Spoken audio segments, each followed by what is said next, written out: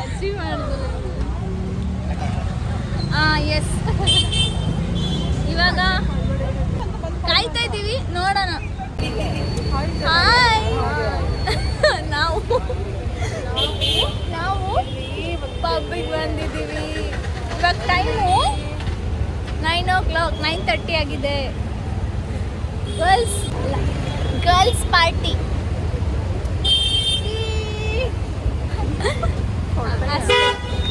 Photo ತೆಗಿತಾಳ.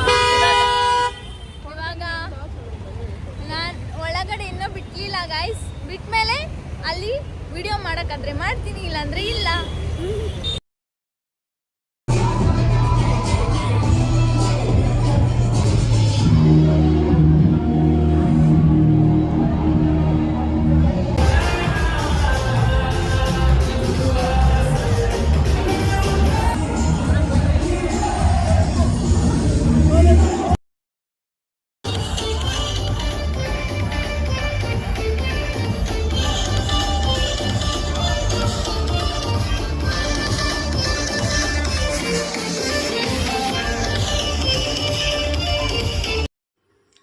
So ಇದಾಗಿತ್ತು video and ಇಷ್ಟೇ.